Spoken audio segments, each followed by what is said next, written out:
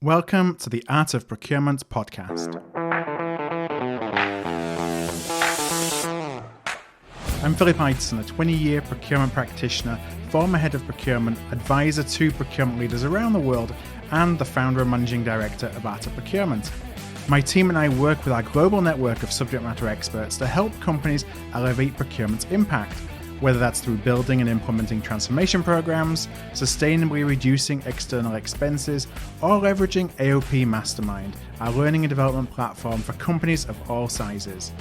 You're listening to our flagship podcast, where we pull back the curtain and shine a light on the strategies, tactics, and tools that leading procurement teams are using to align their results with the needs of the business.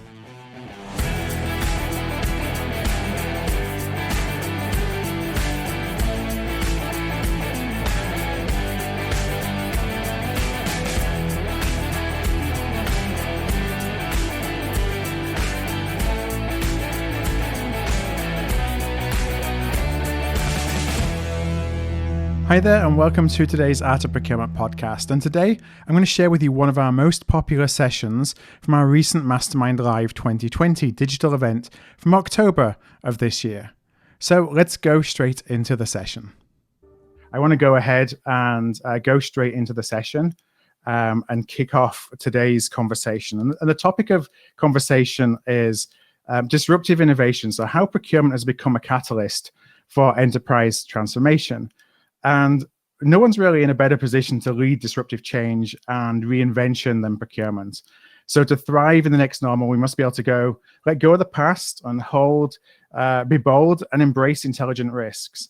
So today we're going to hear from Keith and from Chris how CPOs are leading their teams to reimagine the art of the possible and to drive new sources of value for their companies and for their stakeholders. So first of all, Chris, I'm just going to do a very brief introduction of yourself. So Chris Sawchuk is Principal and Global Procurement Advisory Practice Leader at the Hackett Group. And Keith Hausmann. Keith is the Chief Revenue Officer of Globality with also a deep background in experience as a procurement provider and also a procurement practitioner. So in today's session, the first thing that I am going to see if the technology is going to allow me to do that is we want to do a little bit of a word cloud. So we want to get feedback from everybody in the session. If you go to artofprocurement.com/word, that's artofprocurement.com/word, you can actually answer the question that we have up on the screen there. And that's, what is one word that describes your experience as a procurement leader over the past 7 months? Stressful, focused, roller coaster, digital, we have resistance, overwhelming, focused, hectic for sure. Thanks for all the responses that are coming in. Let's see, busy, focused, with transformation. So a lot of kind of different feelings, I think, for different people over the last 7 months or so. You're seeing challenging, that pivoting, a lot of change, a lot of the unknown. So let me thank you as you've been bringing those in. I'm going to stop sharing and come back to camera. As you look at those, I'm going to ask you, Chris, what are you thinking when you see that? What's the first word that comes to mind for you too? Well, the thing that came to mind was I was surprised I didn't see the word fatigue on there. Mm-hmm. As I talk to organizations, there's this sense of fatigue amongst, not only procurement executives, amongst, the entire teams. And that's really for organizations that are either, dealing with, significantly increased demand, or even on the other side, the workload has gone up significantly. That's one of the key things that I've been hearing. And so I'm not surprised to see a lot of the comments that I saw on there, the stress, et cetera, because, that's, certainly permeating most of the conversations I'm having. Yeah. And Keith, does that echo with what you're hearing as well? Yeah, it certainly does. I think one word might have been on there. I just couldn't entirely see it, but is catalyst. I mean, I think that the last few months have been certainly a catalyst for change, for doing things differently. And the word might have been up there. I just didn't catch it before the word wall went down. But I think that's a key word that I hear a lot from people right now. That it's creating an imperative to be and do differently than in the past. Now, as you are observing people who are seeing and doing things differently, how are you seeing that things are changing in this new normal? I mean, I think a couple of things. One, I mean, I think that the situation at hand has demonstrated to us that suppliers are truly an extension of the entity that is buying from them, and that as a way of thinking about suppliers in terms of a relationship as part of the ecosystem, as customers, suppliers, et cetera, and trying to make those relationships and put them on a marquee has resulted in, I think, better resilience for companies. So I think a new light being shed on suppliers as true extensions or part and parcel of the organization. And I think this notion that I think people have learned that, the old processes don't work anymore. They're just not agile enough. And digitizing old processes is also not agile enough. So I think that's another key thing that as people have learned is that, not only do we have to digitize, but we have to think entirely differently about the processes that go on in the procurement realm. And Chris, I'd like to just ask for your feedback and your perspectives as well on that. And what are you seeing has changed right now? Boy, I mean, there are so many things that have changed. And, I think probably the thing that came forth with the most pronouncement, as we went through this whole period of time was the whole focus on agility. And I think organizations recognize that as they went through here, the ability to react to these events in a much better way, sort of that response, kind of action that organizations took. And, so what we're seeing is much more focus on agility, on velocity. We just talked about, sort of that word chart, some of the things that were on there, and it was very much dominated by the level of stress, the fatigue, just the amount of workload that people have. And so those things have changed. And, it's a double-edged sword, I think, for most procurement folks, because, through this period of time, the function certainly has been elevated. Many of the things that, that you see that happen that were exposed during this period of time, such as, supply risk. Supply risk became a board level discussion in many organizations during this period of time. And so that has pushed, more and more pressure on a supply organization, a procurement organization to do more. And so it's, it certainly has elevated itself, but at the same time, it's taking on more and more responsibilities. And some of the comments that Keith made, are absolutely key. I mean, not only, did we see the whole, focus on supply risk, the whole focus on, trying to sprint and accelerate our digital transformation as organizations, primarily because we recognize the fact that many organizations that responded quite well, they had a different infrastructure through this period of time. They were more digital. And so as you look at that and you say, well, this is what we need to be, we recognize going forward, times are changing, so we need to do this. And then on top of all of that, we have the whole social responsibility that's been, elevated significantly with diversity in terms of, sustainability, et cetera. And so again, more and more, pressure being put on the supply management organization, a lot more visibility, but at the same time, a great opportunity for the organization. Now, I want to come back to something to you, Chris, and I'll come over to you, Keith, because you both talked about this. And this was around, the notion of agility. And you think about the procurement processes not necessarily being fit for purpose when we think about moving quickly, because we often put roadblocks and we have processes that aren't particularly flexible. And I just wonder if you could talk a little bit, Chris, how are you seeing organizations trying to come to terms with that? And what are they starting to think about doing differently, which enables them to be more flexible and perhaps less, this is the procurement process, this is the process, you got to follow this process, and nothing else is important except for the process.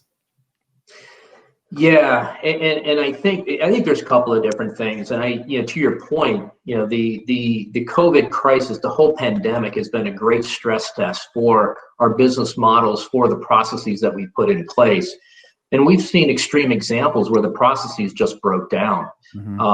Primarily because I use it as we created processes more in a steady state with very limited variability, and when those processes got stressed to the point that I'll say more stress than where I seen more issues were in situations where the demand went up significantly. And so if you look at some of these organizations that are working on the virus, and not the virus, the vaccine for the virus. And so as those organizations work on that, it was all hands on deck to try to ensure that we speed things up and we keep the clock speed of organizations at the fastest pace possible. And our processes did not adopt well into that kind of environment. And so some organizations eliminated, what they had put in place. If they had put in, approval processes, et cetera, just, to approve a purchase, those went by the wayside. We've seen organizations in those situations, but more and more on P cards. And I think what's going to happen, they're not going to fix those right now until they get through this period of time. But when they come back and they get on the other side of this, they're going to relook at these processes. I like to use an analogy, sort of like the banks. When the banks went through the financial crisis back in 2008 and 2009, what happened and emanated out of that was that we stress test those banks, and we stress test the banks on a regular basis, going forward. And that's what we're going to have to go do in our organizations as well, is to stress test some of these processes to a much higher degree than what we have done to ensure that they can adapt to these, extreme kinds of environments that we've been placed in, especially most recently. And Keith, I know that you shared about the processes not necessarily being agile enough. Anything to build on what Chris said? Because I'm sure it's something we see on a daily basis as well. Yeah, I'm just pick on a couple of obvious things. I think if you think about being in a crisis and needing supply of different services or goods, and then you juxtapose that against what is the classic strategic sourcing process or the classic way a company goes about doing contracting, these are processes that take months. And in many cases were invented virtually before the internet existed. And there are entirely different ways of going about some of those processes. And ironically, right, if we think about our consumer lives, it doesn't take months or days or weeks to do anything in our consumer lives, really. So how could a sourcing process or a contracting process or a TPRM process be reinvented to be agile? Agile, nothing is measured in months. It has to be measured in hours and days. So just to pick on a few things, they don't work in today's world, and particularly in times when there is crisis. Things just take too long, and the labor to do them doesn't exist within procurement organizations today. So just a few examples. Yeah, now I want to come back to something you said earlier as well, because I think it's a really important point that I'd love you to elaborate on a little bit. And you talked about ecosystems, and an organization's now bringing together. It's not necessarily a buyer and a supplier relationship. It goes a lot broader than that. And I just wonder if you could share a little bit of your thoughts around that, Keith, because I think it's so important when you think about procurement's role. Yeah, if you think about it, at least in my early career in procurement, a long time ago, the notion was, suppliers are arm's length. We have to maintain independence and leverage over our suppliers in a certain way. And I think the opposite has come to be true today. In other words, the closer I am to a supplier, the more dependent we are on each other, the more we communicate with each other, the more we expose each other to the opportunities we both have, the better results we get, and the more important I as a buyer will be treated by that supplier. And furthermore, I think people are starting to look at suppliers, as channels for their products and services. In other words, why wouldn't I want my suppliers to also be a customer of my company in whatever fashion? It doesn't apply to every case, but I have a number of customers that I've worked with over very recently who sort of look at it and say, one of the most important criteria of becoming a supplier is that you're also a customer. Yeah. And one of the most important goals of the CPO is to be recognized for bringing revenue into the business, which is just a totally different concept. But it all boils down to, suppliers are a critical extension of the resilience and survival of companies. And if we treat them like at an arm's length, they'll go find somebody else to work with. They have to be treated as kind of a member of the ecosystem, or as a key participant of the ecosystem, and brought in a different way than they have been in the past. Yeah. Now, the idea of the revenue is that, and I'm going to ask you, Chris, from your experiences. I think bringing up the procurement being involved in revenue, it's almost like the holy grail. Something we've been talking about for a long, long time and trying to position procurement as, and only sporadically being successful in doing so. But when you think about investment in procurement and the procurement value proposition, I always go back and think about consultants, right? So when you look at a firm who's consulting, and they're consulting to grow the top line, more often than not, they're going to earn more money than somebody who's consulting to help the bottom line, because businesses want to invest in growth. Are you seeing organizations now being more involved in thinking about procurement as a way to generate revenue? Or is that really still, the top 1%, 3%, 5% of procurement organizations that have that link? Yeah, I mean, I think there's a couple of concepts that I'd like to just touch on, and again, you use the term generating revenue. I would like to say it's enabling revenue production. And, how do you leverage supply to really enable, revenue, production? I mean, we've been, focused on for a long time on, really trying to improve our margins as an organization, but how do we really drive that top line? And, again, here's where you look at, some of these techniques that organizations have been focusing on for a number of years. And it's not necessarily procurement. And this is where I talk about the shift that, a procurement organization has to become more of an enabler of these kinds of areas. And again, the biggest enabler is trying to get the suppliers more involved in those types of activities within the organization. And so, procurement becomes less of an execution or process and more of an enabler of business process. And the business process in this case could be a new product introduction, activity. It could be other types of revenue generating types of activities. But the key is we have to understand what those are. And so this goes back to, as Keith talked about, the ecosystem. That whole ecosystem starts with a customer. And when I talk about the customer, it can be a stakeholder, but I'm talking about the end customer.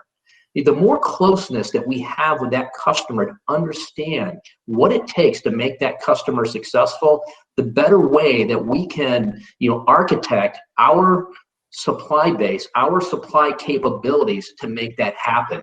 And this is where, as you start thinking about an ecosystem, it's not just the breadth of that ecosystem, it's the depth of that ecosystem as well. And so as you think about suppliers and bringing them closer, to you, it's going not only at tier 1, but tier 2 and tier 3, and really understanding that ecosystem of capabilities that exist at the same time on the supplier side.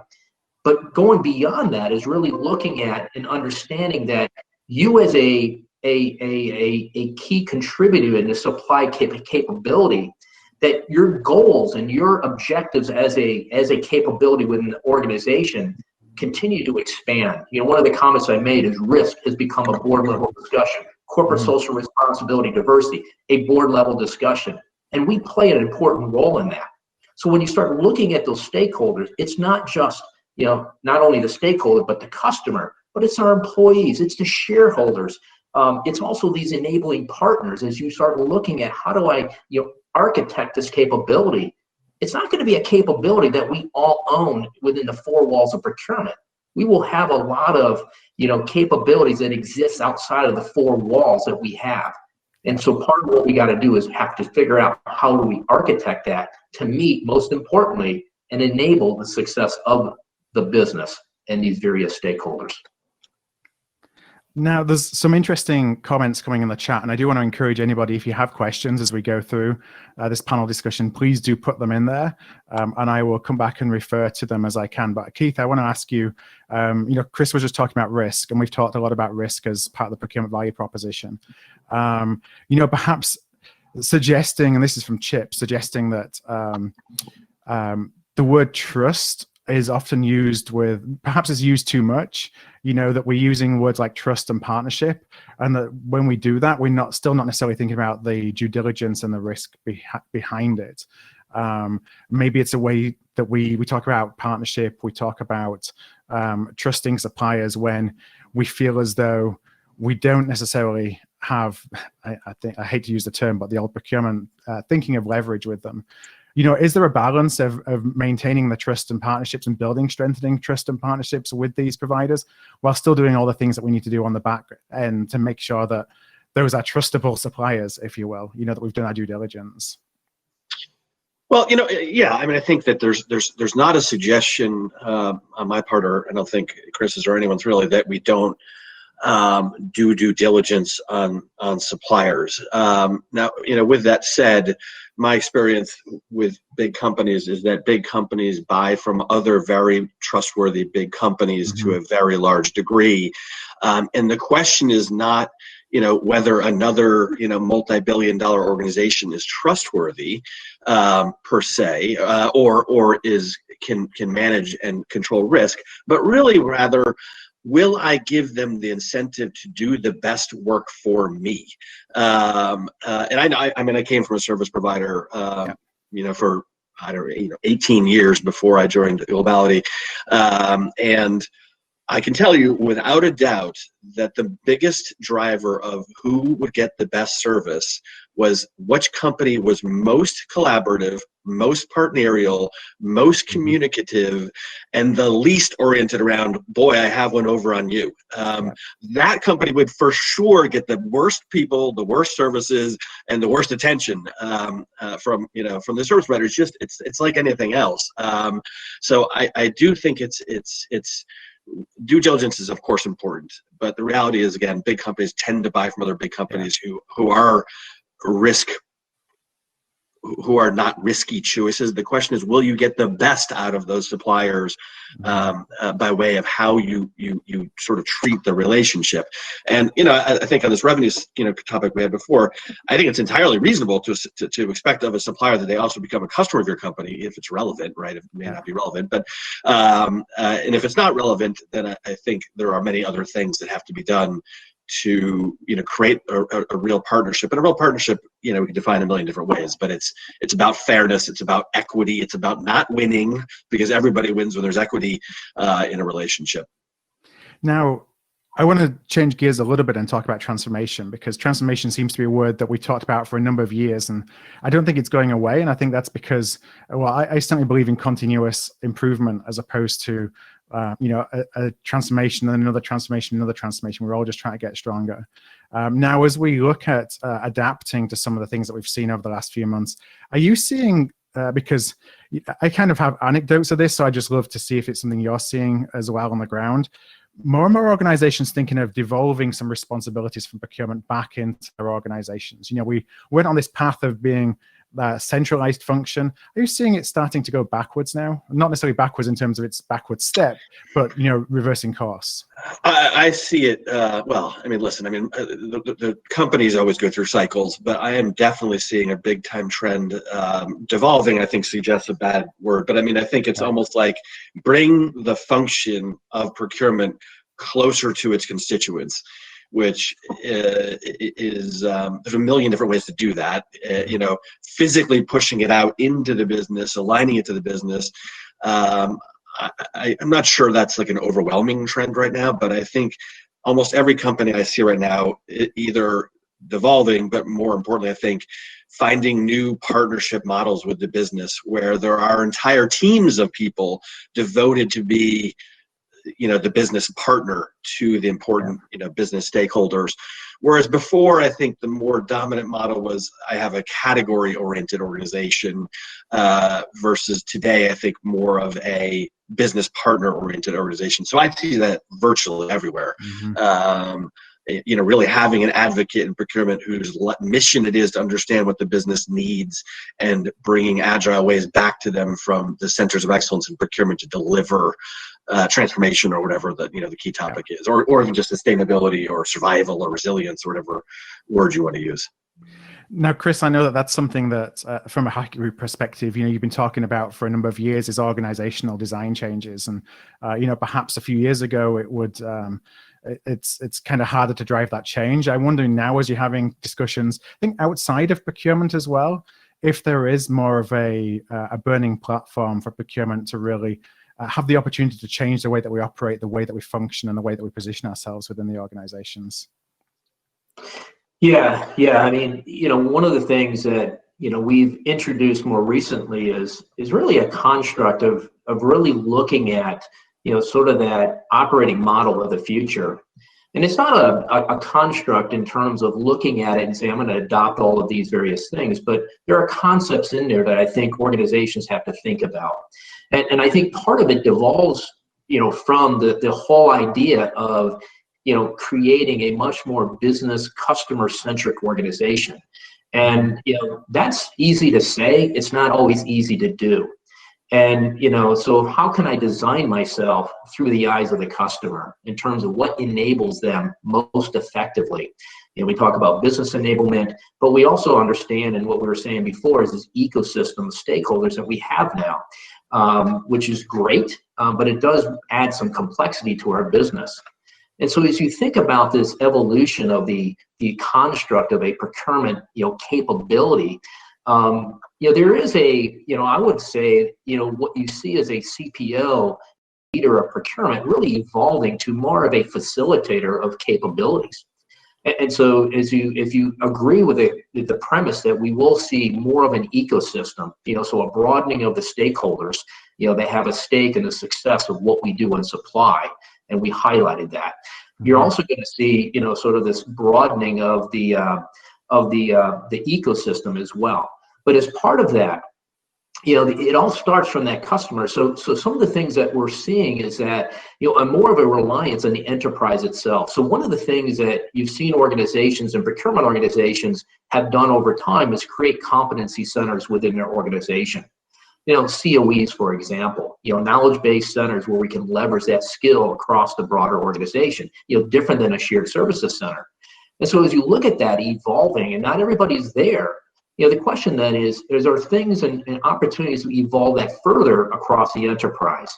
Are there analytical capabilities that we have in our center that can also be, utilized, or, does finance have its own COE and has, analytical capabilities? Same thing with IT, same thing with HR and other areas of the business. The answer is yes. And so we do see this evolution to being more of an enterprise competency centers evolving. The other thing is, you're creating that agility in the model itself. And one way to create a much more customer-centric and agile model is to create more directed agile teams in the model itself. And so the idea is really taking a page out of a professional services firm, like a management consulting firm. If you think about how they operate, one of the things that they do is they go out to various companies, clients, and prospects that they have. They understand what those needs are. And depending on what those needs are, they form a team that goes out, works on a particular project. And when that project goes away, that team, dissolves and goes back onto, what many of the firms call is a bench until they get reallocated to another opportunity. Mm-hmm. And this is a capability to be much more agile and be much more responsive to the fast changing, needs of the business versus a very structured organization that says, what, here it is. I have a hammer, I'm looking for a nail, where can I apply it? And so we have to be much more flexible in that model, and that's going to really drive to a different organizational construct, and this is the idea of a CPO being more of a facilitator of capabilities, some of those being owned, but also some of those capabilities being more broadly applied within the four walls of the entire enterprise, but beyond that, outside of the enterprise as well. No, I love that, Chris. I'm going to come straight to Keith on that, because like you said before, Keith, you had, I think it was about 17, 18 years of leading professional services organization in the procurement space. And I wonder if there's some things that you feel that CPOs, leaders within the procurement function, can really learn about how, as a service provider, you went about your business that would be really helpful for CPOs to implement, within their own teams. Mm-hmm. Interesting question. I think the most obvious to me, and it's funny because customers customers would always say to me when they were, negotiating with me, why should I have to pay for account management? Mm-hmm. And I would say, well, if you'd rather I didn't manage their account, and we didn't have collaboration, and we didn't have governance, and we didn't have joint innovation sessions, sure, we can not manage the account. But I think what it says to me is that this notion, and I was in a round table with some other CPOs a few weeks ago, but the comment made was procurement folks, in category and business relationship roles need to be like a sales force. They should be out of, it's sort of hard to say right now in the pandemic, but they should never be in the office. They should always be out with their suppliers. They should always be out with the customers 200 days a year, and really acting as an account manager, a salesperson of the function. And when I say sales, people cringe, but reality is it's about figuring out, how do I take my business stakeholders' needs and fit them or address them with my capabilities in the best and most agile way. And that's just a whole new, the number of, when one CPO said it, all the rest was kind of like, yes, our category and business stakeholder people need to be like salespeople out of the office all the time with their suppliers, with their stakeholders. And that's, to me, what I learned the most is that, a capability sitting in a COE that does something for somebody is great, but only if the business or the customer knows how to use it, and it actually works correctly for them. And that's what I think has to be done a little bit differently. And a big learning that I had from my service provider experience that CPOs can think about is, how do I have emissaries in my organization that are relationship folks and bring in the stakeholders, and empathize with what experience they want to have or need to have with procurement, and listen to that, truly listen to that, because, I want to convince you that my process is good. Wrong approach. How about we listen to what approach would work well for you, business stakeholder or customer? Yeah, I want to add that my number one learning when I went from being a practitioner into being a service provider was exactly that. When you see how service provider teams operate and more closely align with the true needs of the business and have to change and have to be flexible, that's something that it's harder within the corporate environment, because you don't necessarily have some of the tools that you need to change. But that alignment is really as a service provider, you have no choice. And sometimes as a practitioner, you feel as though, what's the risk? And so it's a little bit harder to drive that change. Yeah. Now, something I do just want to come in again. We're going to have about 10 more minutes, I think, for the session, maybe 5-10 minutes. So if there is any more questions, please pop them in the chat, and I will keep an eye on that. I want to come to you, Chris, and I'm going to come back to you, Keith, on the same question. One of the things that we talked about earlier was the need for a different infrastructure. And Chris, I think that may have been something that you said. And I just wonder if you could build a little bit on what you really mean by thinking about procurement infrastructure and changing the procurement infrastructure. Yeah. One of the things I was referring to is, I was primarily looking at, sort of this architecture of the organization. And when you think about infrastructure, I'm not sure if you're referring to, sort of like a technology infrastructure, et cetera. But, there are some foundational things. I mean, as you always have to look at, what am I trying to deliver to the organization? And I think we've agreed on the fact that, we need to expand, what we're doing. Mm-hmm. And we've gotten a lot of wind at our back, through the current pandemic, in certain areas, and have a great opportunity to continue to expand that. And certainly, the way to do that is to understand it for the eyes of the customer. So at the same time, I mentioned that, we need to be agile, be able to, sort of operate in a way that we're not just going out looking for a problem and not, that we have a solution looking for a problem, mm-hmm. but we have problems that we have, we design solutions for. And that's a different way of thinking. And so the thing is that we have to build capabilities as an organization to do that. And so when I think about infrastructure, there are things that we have to go do. And this is where the importance of not only the technology platforms, and I made a comment earlier, we continue to see an acceleration of this idea of digital. And I know, people talk about this ad nauseum, But not only in the studies that we've done, not only in May and most recently in September, have we seen even an acceleration, 77% of organizations saying moderately to highly accelerating digital transformation efforts in May, and that only has increased, to the mid 80s in the September timeframe. So there's a recognition there. So if we understand that, the question is, how do we build that? And so there's this technology that we have to look at, but there's also some capabilities and foundational data, infrastructure that we need to put in place as well, and continue to expand that universe of intelligence that we have, because if we have people, and certainly technology is going to be a piece of it, but one of the things I always say is that you can't continue to move forward on the technology without bringing your people along. So part of your infrastructure is that talent. And what we're seeing today, the biggest gaps in talent, to operate in this, forward, looking organization, is a lot around some of the data, the technology, as well as analytical types of skills, because data is becoming more and more important in the intelligence that we can gain out of it.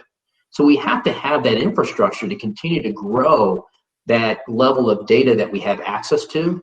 And this is where we go beyond, sort of the four walls of organizations, that we're not just looking in the same sources, the same, infrastructural systems that we have internally, but we're looking into the supply bases. Again, what I was saying before is diving deeper and deeper into multi-tiers and bringing that all together with everyone focused on delighting that end customer and enabling them to be successful. And that's really the whole purpose of the supply. And so putting these infrastructural things around the talent, around the data and the intelligence, as well as the technology, become very, very important. And then bringing it all together with a more modern, architecture, organizational architecture of the organization itself that I was mentioning earlier. Mm-hmm. So it's all of these different pieces sort of being brought together, which I call the infrastructure. Keith, I'd love to pass that over to you, and also think about where do you start? When you're thinking about it from an investment perspective, all these different elements of infrastructure. But first of all, what you're seeing just from an infrastructure perspective generally in digitization.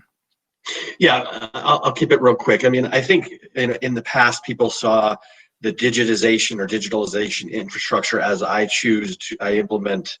I won't use the names, but I implement one of the big, procurement technology suites. Yeah. S2P, P2P, whatever. We all know they are. And the reality is that those systems are chassis. They are the railroad tracks, if you will, for digital transformation. You hear many companies, A.T. Kearney, Accenture, McKinsey, they all now talk about you have to then have built for purpose digital solutions that achieve different ends in mind for specific stakeholder groups, because simply laying down those tracks or simply putting in the chassis is not going to make your business stakeholders go, wow, this is great, we're ready, and this is I feel transformed. You then really have to think about what are the built for purpose things that then hang off the chassis or the tracks and can really transform the experience of the business stakeholders in a built for purpose way. It's not a one size fits all with those technologies. Yes, you need them. So that's the biggest thing I've seen change, is people starting to think about, my digital landscape is not one thing. It is actually 8 or 10 things. And yes, they have to talk to each other and be integrated to each other and come together from a customer experience perspective, but it is not one thing. One thing will not solve all your problems. It will simply give you the foundation to go put in built for purpose digital solutions for different stakeholder needs in different parts of the process. Yeah, I think that it's important to talk about, before we may be looking at a solution as being a fix everything solution, but then that comes with long time frames, long change journeys, large investment costs, and it becomes a 2 or 3 year program, or even a 12-month program. Now it's about how can we drive changes quickly and then compound, like build on those different smaller changes. And we have a lot of opportunity to do that now that perhaps we didn't before. Yeah, agreed. So I know we're coming to the top of the session. So I want to thank Keith, and I want to thank you, Chris, as well, for joining us. I want to apologize for the getting underway a little bit later than we planned with all the technology issues, but I think we're in a good place now. So my very last question will be and I'll ask you first, Chris, and then Keith. Chris, if people today who have attended the session would like to engage with you, connect, where would be the best place for them to find you or find Hackett? The best place to find me is through LinkedIn. Okay. All right. And Keith? Same for me.